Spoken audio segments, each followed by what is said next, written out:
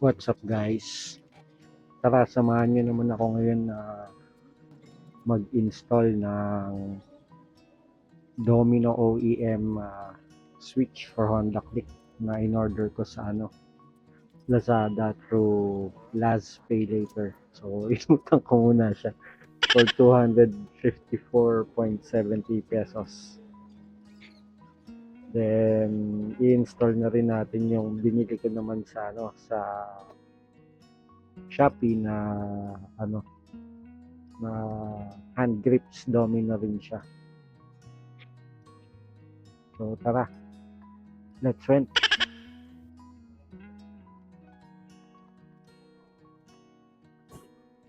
Dinisassemble ko na nga pala yung front cover, tapos na-realize ko yung dun sa top part kailangan ko pa rin pala tanggalin yung side mirror kasi nakaharang yung phone holder tsaka yung action camera holder dun sa fairings na kailangan natin tanggalin dun sa top part.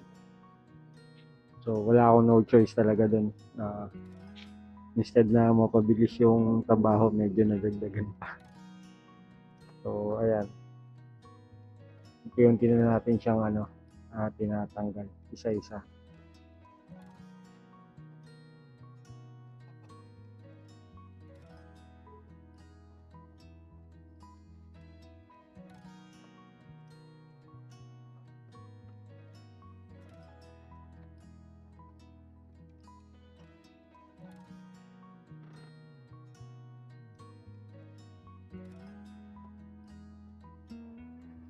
Medyo tricky talaga tanggalin yung part na yan nung sa may ilalim nung brake lever kasi may part dyan nung plastic na fairing na sumasabit. Fairing ba tawag dyan? Or cover pa lang din. Basta yun, sumasabit kaya medyo tricky yan. Dyan talaga ako nagtatagal madalas.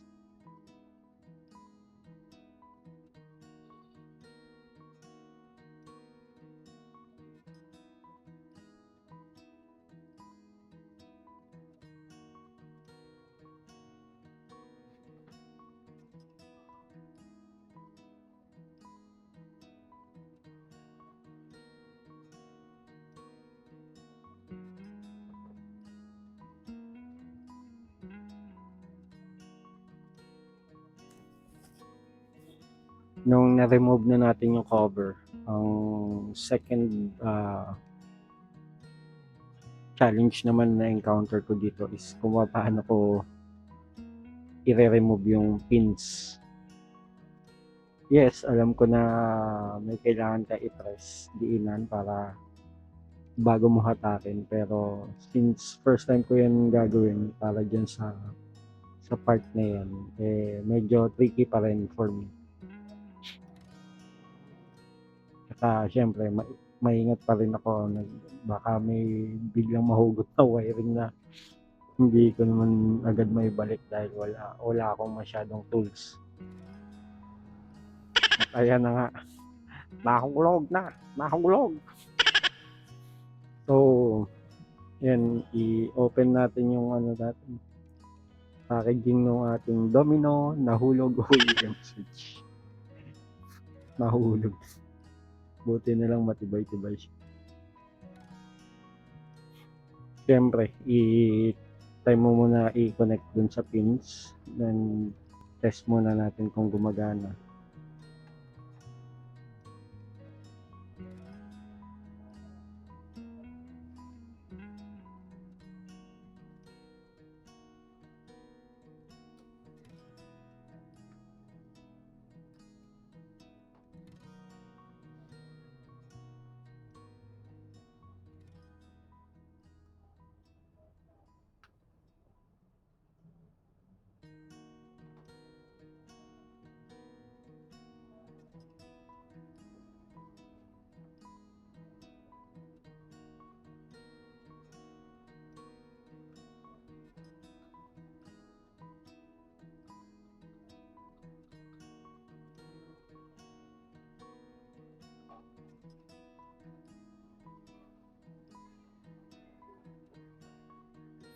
Ito yun, unfortunately, hindi gumagana yung pass light, yung passing light. Then, nag, ah, tingin-tingin ako, nag-research ako sa YouTube kung ano yung cause nun at kung paano ano pala yun, dun sa may main sa trigger, ah, nagkakaroon siya nung ano, yung trigger nung high and low, nagsasabay dun sa domino switch. Pero hindi pala pwede yun sa Honda Click mismo na ano natin, unit natin, na magsabay yung dalawa. Yun yung sabi na sa YouTube video na napanood. Pero may ano naman, may workaround naman doon. Then yun naman yung gagawin ko next time pag may panahon ako. For the meantime, pagtiyagaan ko muna na ganyan, na walang pass light.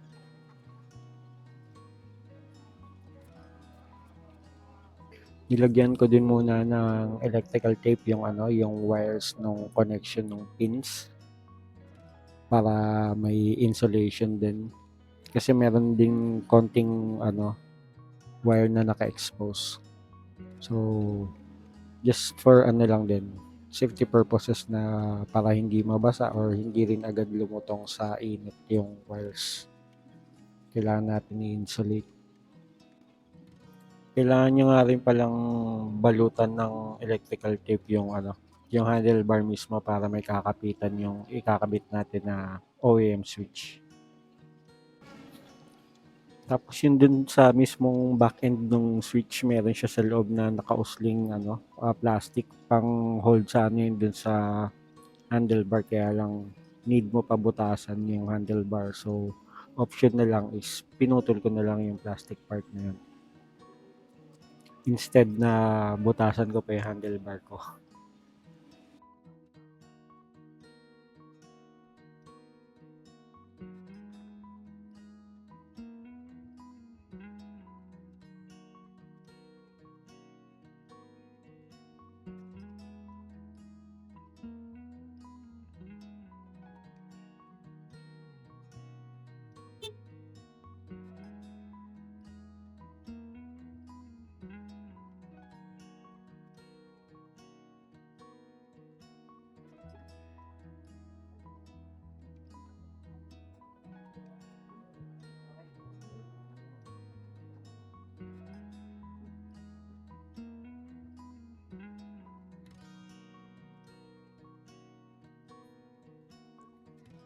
So, na-install na natin yung ating Domino OEM switch. Mag-proceed naman tayo sa ano, pag-install ng hand grips bago natin ibalik lahat ng ano, nung covers na ni-remove natin, pati yung side mirror.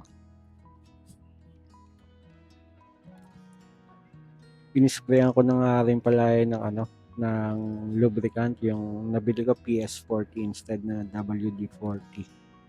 Mas mura kasi yung nakita ko sa Shopee.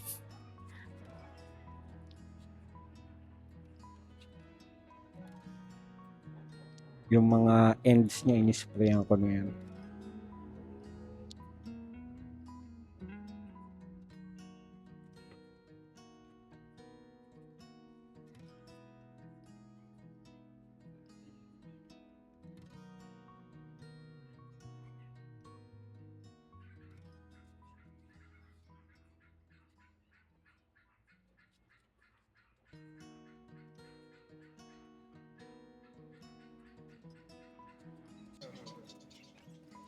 Medyo mahirap-hirap tanggalin tong ano, tong sa side ng throttle kasi may mga nakakapit ng ngipin sa loob ng throttle yung ano, hand grip.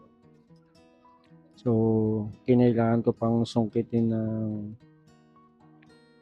mahabang Phillips screw yung ano, yung goma para lumuwag siya. Na at the same time matanggal ko siya na hindi ko siya sinisira, for just in case lang na hindi ko pala magustuhan yung Domino hand grip.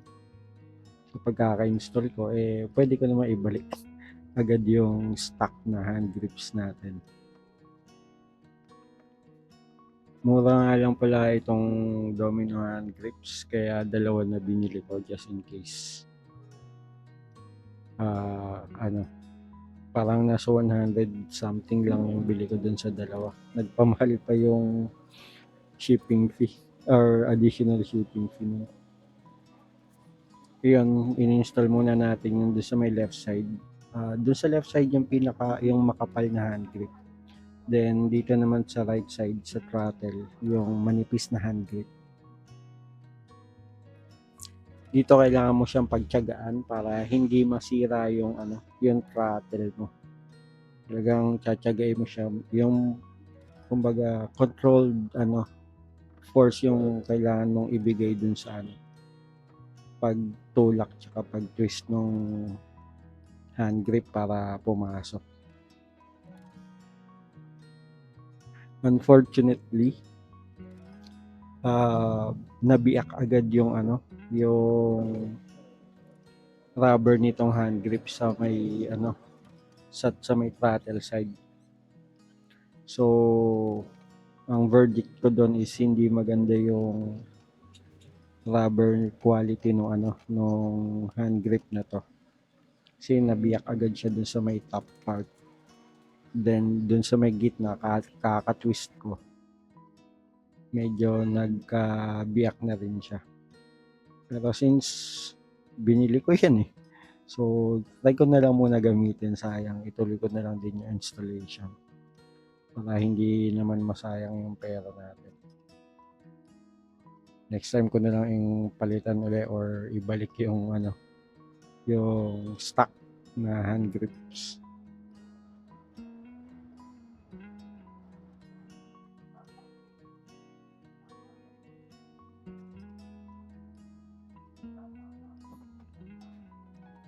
Tapos yung top end nga pala nung hand grip na nabiyak, ginawa ko, in-edit ko na lang.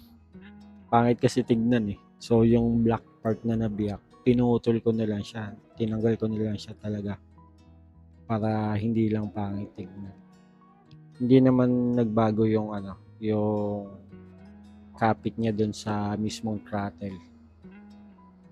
At saka maayos pa naman yung throttle. Ewan ko lang pag nabasa na ng ulan, doon natin malalaman kung magli-loosen ba yung hand grip dun sa mismong handbar tsaka sa throttle or hindi.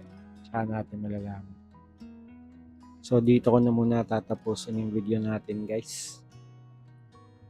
Mag-iingat tayo palagi sa kalsada.